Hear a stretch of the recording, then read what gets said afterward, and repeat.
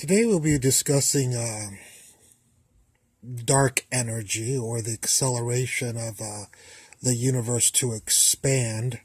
Um, let's look at something called Hubble's law.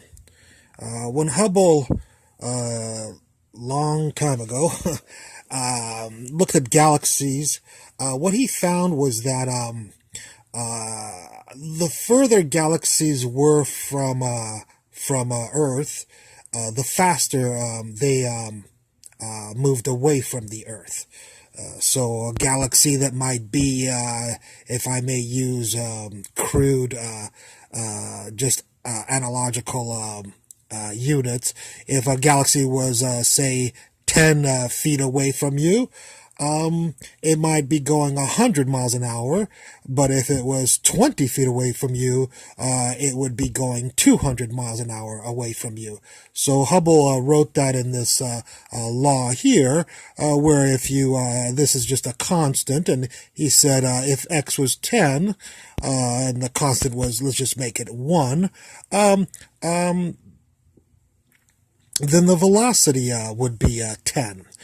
But if the distance from Earth was 20, and k was 1, 20 times 1 would give you a velocity of 20. So this is called Hubble's law. It's known among a lot of astronomers, or almost every single one that is reputable.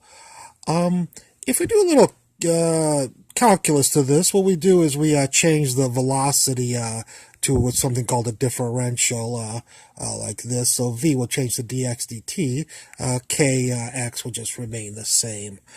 We can do a little bit of algebra and move the x down here and move the dt up here, and we will get this equation right here. This lecture is a little bit more math intensive than some of my others. We now do a little bit more calculus. So we're going to integrate both of these sides. If we do the integral of this side, we will get this quantity. And if we do the integral of this side, we will get this quantity right here. We can do a little bit of algebra. And we'd solve for this x value right here, which I'm going to call x final. And if we do some algebra to this quantity, we will get e to the kt plus c, which can be written simplified algebraically to this quantity right here. So we see that x final is equal to x initial, e to the kt. This is the position, final position of a galaxy. This is the initial position of a galaxy. This is just a constant, and this is how much time passes between these two positions right here that the galaxy is moving. What we're going to do is take the derivative of this.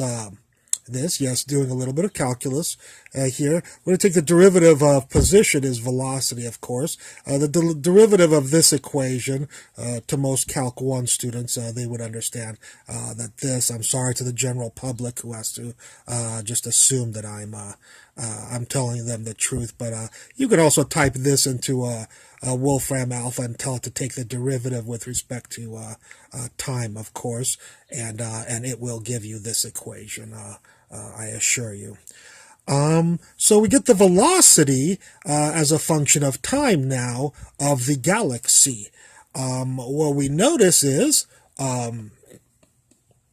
if we do a little bit more calculus, we'll take the derivative of the velocity and get the acceleration of the galaxy. Then we get this quantity. If we take the derivative of this side, we will get this right here. And we notice that the acceleration of a galaxy would actually be exponential. That's a very, very, very fast acceleration. Now, dark energy wonders why the universe is accelerating in its expansion, and what this lecture was about was not necessarily to dismiss dark energy or to replace it with another theory. Unlike some of my other lectures, I've replaced certain myths in physics and astronomy. In this lecture, I more wanted to show that dark energy was actually predicted by Hubble's law, because using Hubble's law, which we've known for at least 70, 80 years, already predicted that the universe or galaxy should accelerate, not only accelerate, but accelerate at extreme rates of exponential rates here. So my conclusion is that Hubble's law predicts the exponential acceleration of the expansion of the universe. Anyways, I hope you enjoyed this lecture. I look forward to any comments you have concerning it. Thank you. Bye.